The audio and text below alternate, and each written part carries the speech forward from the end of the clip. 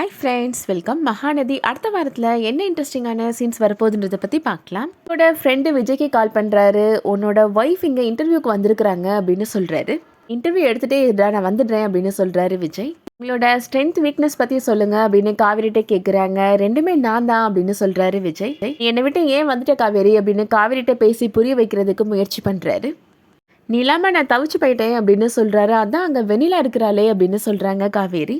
ஏன் நான் அவாய்ட் பண்ணுறேன் அப்படின்னு கேட்குறாரு விஜய். இனிமேல் என்னோட அம்மா மனசை என்னால் கஷ்டப்படுத்த முடியாது அப்படின்னு சொல்லிடுறாங்க காவேரி.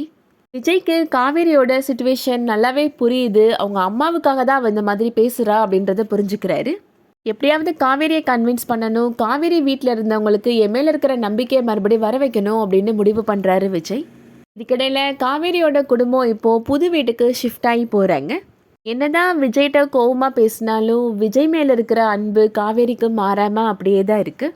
ஒரு நாள் காவேரி எழுந்து வராங்க. அவங்களுக்கு ஒரு பெரிய இன்ப அதிர்ச்சி காத்துட்ருக்கு. ஏன்னா காவேரி குடி போன அந்த வீட்டுக்கு ஆப்போசிட்டில் இருக்கிற வீட்டுக்கு இப்போது விஜய் குடி வந்துடுறாரு.